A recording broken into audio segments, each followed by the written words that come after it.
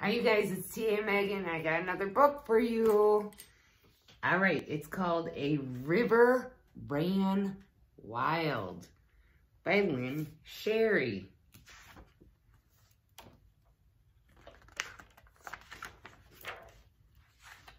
All right, I'm going to read the words and then show you the pictures.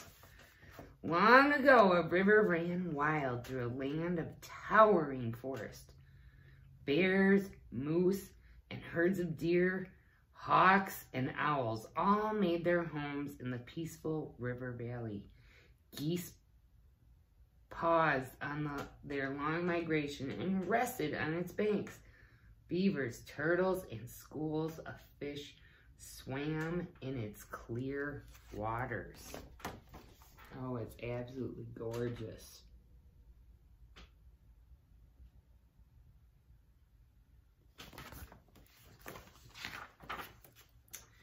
One day, a group of native people searching for a place to settle came upon the river valley.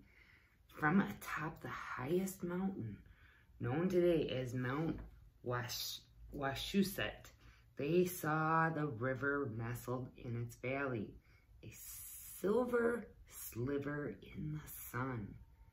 They came down from the mountain, and at the river's edge, they knelt to quench their thirst with its clear water. Pebbles shone up from the bottom. "Let us settle by this river," said the chief of the native people. He named the river Nashaway, river with the pebbled bottom. I'm going to show you these pictures separately because around the words is a border of all sorts of animals. Those are all the animals that make the river their home. And there is the silver sliver of water that they discovered from their mountain. There they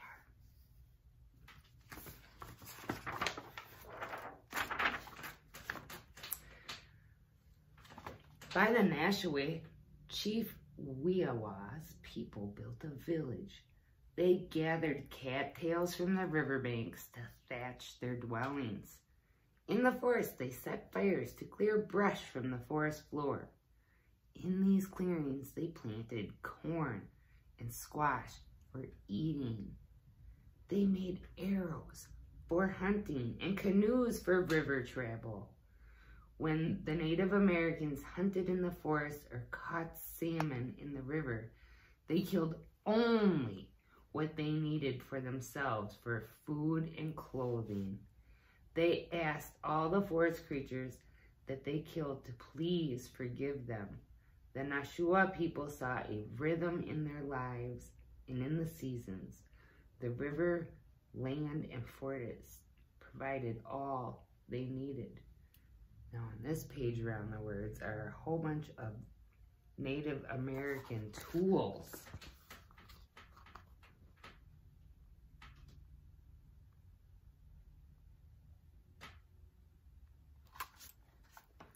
And here are the Native American people in the Nashua doing the things that they did in their day-to-day lives.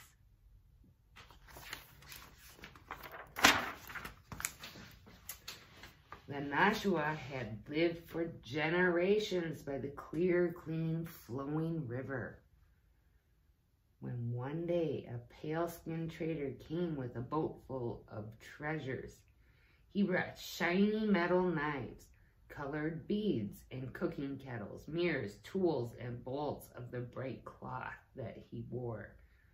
His wares seemed like magic, and the Nashua welcomed him, traded furs, and soon a trading post was built. So when they said pale people, they mean Caucasian people like myself, people of European descent. And these are some of the things that he brought with him. The tools that Caucasian people used. And they traded, which means they said, I need a new plug for my phone. And maybe the other person said, well, I need a letter opener. Sorry, that looks a little sharp, but they trade. And then they exchange the things that they have. Sorry, I didn't have a lot of good things to share with you there, but... And there's the beautiful river that they opened the fur trading post at.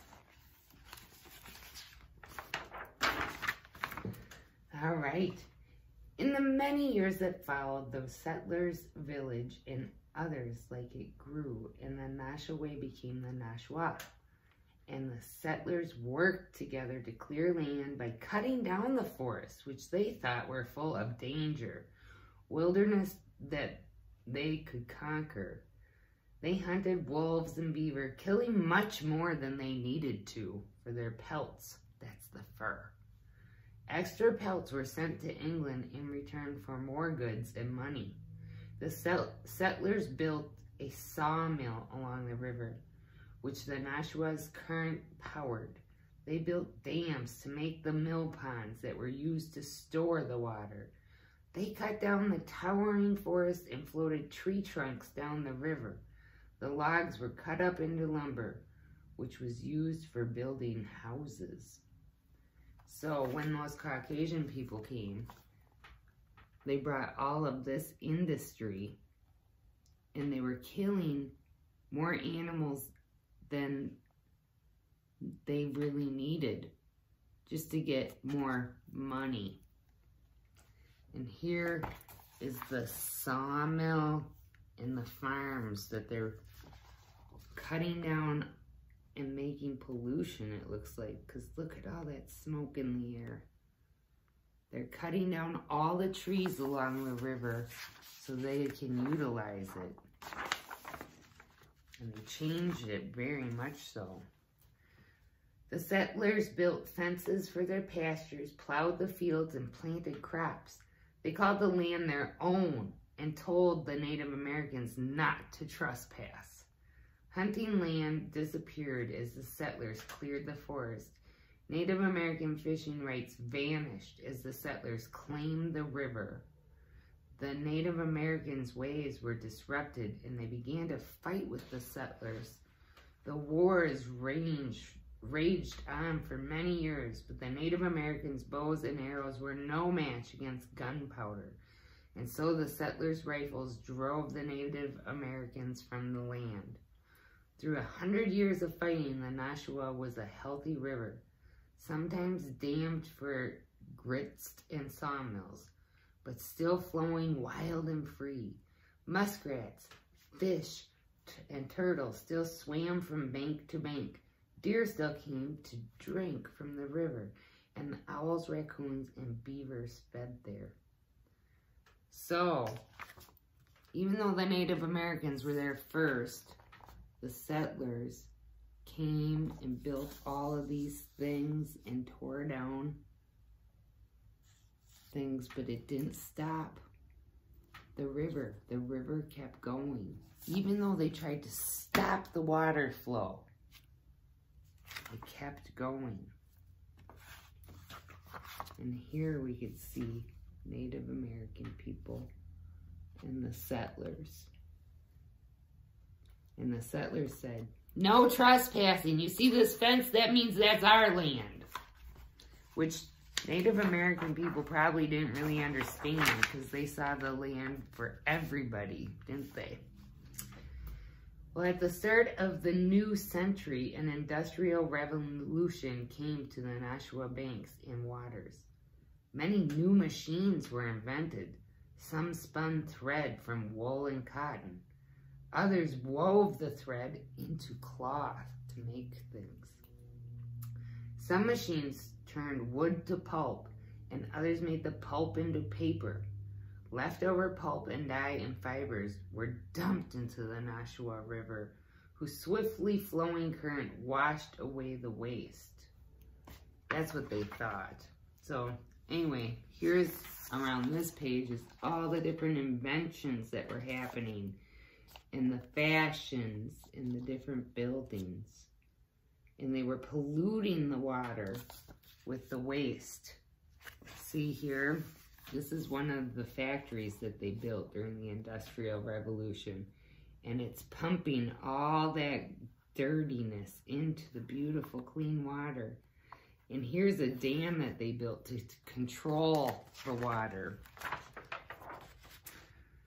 These were times of much excitement, times of progress, times of invention. Factories along the Nashua River made new things of new materials. Telephones and radios and other things were made of plastic. Chemicals and plastic waste were also dumped into the river, and soon the Nashua's fish and wildlife grew sick from all of this pollution. So here's the same river that we saw at the beginning, but as you can see, it's not as clean. It's not a silver sliver anymore, is it? It's like a brown yuckiness. The paper mills continued to pollute the Nashua's waters, and every day for many decades, pulp was dumped into the Nashua, and the pulp clogged up the river. It began to run more slowly. A clog means that there's so much of it in the water that the water cannot flow freely. As the pulp decomposed, bad smells welled up from the river. People who lived near the river smelled its stench and stayed away from it. Each day as the mills dyed paper red, green, blue, and yellow, the Nashua ran whatever color the paper was dyed. That makes me sad. Soon no fish lived in the river. No birds stopped on their migration, and no one could see the pebbles shining up through the murky, polluted water. The Nashua was dark and dirty. The Nashua was a slowly dying river. So here we see telephones and cars and pollution and all sorts of other inventions that are ruining the river. And remember when they said that the river flowed whatever color they were dyeing the paper? Yeah. That's not natural. And they said it smelled. It's making me very sad. I hope this book gets better. One night, Owina, a descendant of Weawa, who still lived by Nashua, had a dream so vivid he woke in the wide-eyed wonder. In his dream, Chief Weawa's spirit returned to the river and saw how it was now. It was still and deadly instead of flowing wild and free. Chief Weawa mourned for the Nashua, but where his tears fell upon the dirty water, the waters were cleansed until the river once again flowed freely. The next morning, Owina went to speak to his friend Marion. And when he told her of his dream, she said, "I had this dream also. River with the pebbled bottom is the name Weawa gave it. But today, no pebbles shine up through the Nashua River waters." Well, together, they decided something must be done. So, on the border of this, you can see all the things that get dumped into the river and pollute it, and some of the inventions that pollute it, but then also some of the things that they're going to try to do to fix it. And on the next page, here's Chief Weawa crying into the river to make it clean. Made him sad too. He named the river for its beauty, didn't he? Marion traveled to each town along the Nashua, and she spoke of the river's history and of her vision to restore it. No longer do we have a river. It's a stinking, smelly sewer. But it wasn't always this way. People listened and imagined a sparkling river full of fish. They imagined shining up through the clear waters. They signed petitions and sent letters. They protested to politicians and showed them jars of their dirty water. They persuaded the factories to stop dumping their waste. And finally, new laws were passed and the factories stopped polluting. So on the borders here, you're going to see people writing letters, cleaning, and protesting, and doing all the things they need to do through the government to get them done. And unfortunately, the river's still dirty. And the sign says, "Hold your nose, Nashua River area." Looks like the trees are still trying to be pretty though. And now that the people are doing something about it, maybe it will change. Let's find out. Slowly, very slowly, the Nashua's current began to clean its water. And year by year, the river carried away the dyes and fiber to the ocean. Marianne and Owena thanked the people who had helped clean the Nashua. Through the meadows, towns, and cities, the Nashua once again flows freely. Paper pulp no longer clogs it, and chemicals no longer foul it and make it stinky and dangerous. Now we can walk along its banks and row upon its fragrant waters. We can set our boats upon it, and with its current, just drift downstream. So on the border of this page, you will see wildlife and all the beautiful things and activities that you can do on the Nashua. Like go canoeing, bird watching, beautiful nature hikes. And here there's a woman with her cat and dog in her canoe taking in the beauty of the river. And as you can see, it's clean.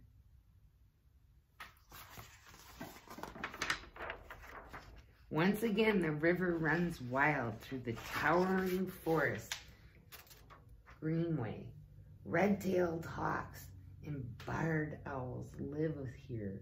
Geese pause from their long migration and rest upon the riverbanks once again. Deer come to drink from the river's water, and we too have settled by this river. Pebbles once again shine up through the clear water. Nashua is what we call it, river with the pebbled bottom. And there's the river valley that now has a town on it. But look, the river is no longer red. It looks like the people have learned how to take good care of it. That's the end of this book. I hope you like A River Ran Wild. And the reason I wanted to read this is I think it's very important that we not pollute our water, that we not pollute our streets. Keep your garbage with you until you can get to a garbage can or a recycling bin. Just because it's not your neighborhood doesn't mean that it's not going to affect you. All right, I'll see you later. Bye-bye.